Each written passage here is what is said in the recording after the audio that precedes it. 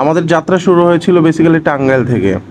প্রথমত টাঙ্গাইল থেকে আমি উঠি, তারপর ছোট ভাই মিফতা এবং মিফতার বন্ধুদেরকে সাভার থেকে পিক করা হয়।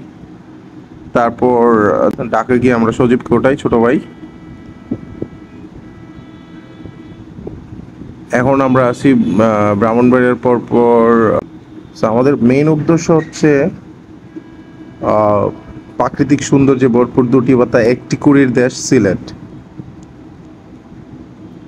সিলেট বসবাসকারী বিভিন্ন আদিবাসীদের রয়েছে বিভিন্ন ভাষা ও সংস্কৃতি। অনেকবার যাওয়া হয়েছে, জাফলং, রাতারকুল, তারপরে হাকাকুলি হাওর, কুলাগঞ্জ, বিছানাকান্দি, তামাবিল, পাহাড়, ঝর্ণা সব। এবারের উদ্দেশ্য আমাদের একটি ভিন্ন রকম জায়গাটার নাম মেনশন করা যাবে না। এই যে চলে আসছি প্রায় 200 বছরের পুরাতন একটা বাড়ির সামনে, এবং পিছনে আছে আমার ইন্ডিয়ার বর্ডার এবং একটা সুন্দর একটা নদী। আর এখন যে বাড়িটাতে অবস্থান করতেছে এটা ব্রিটিশদের অধীনে ছিল, এখনো আছে, এক্সেপশনাল, অনেক সুন্দর জায়গাটা।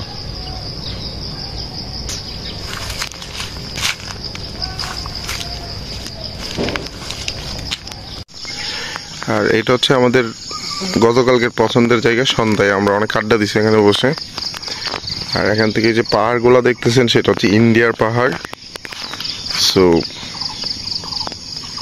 আমরা গতকালকে এখান থেকে হাঁটতে পাই 3-4 কিলোমিটার জার্নি করছি, আবার 3-4 কিলোমিটার ব্যাক করছি, এবং সেই ইন্ডিয়ার থেকে আসা ঝর্ণার মধ্যে শাওয়ার নিছি।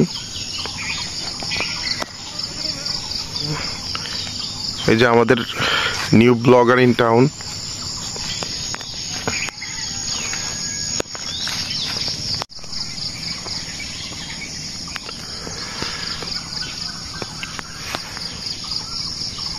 এই যে বাড়িটা দেখতেছেন এটা হচ্ছে সেই প্রথম বিশ্বযুদ্ধের আমলের।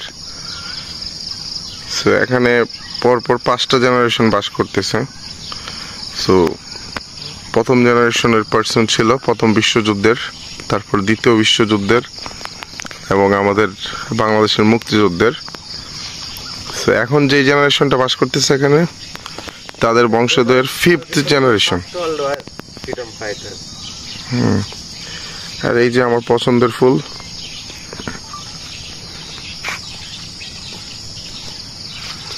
আর একটা পছন্দের ফুল আছে সামনে, কৃষ্ণচূড়া।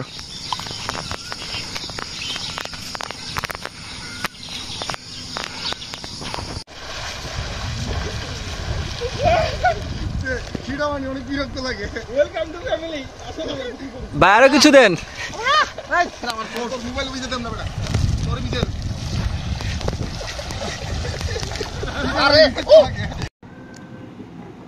তারপর আমরা চুপচাপ পানির কথা শুনছি, পানির সাথে আমাদের মিটিং চলছে।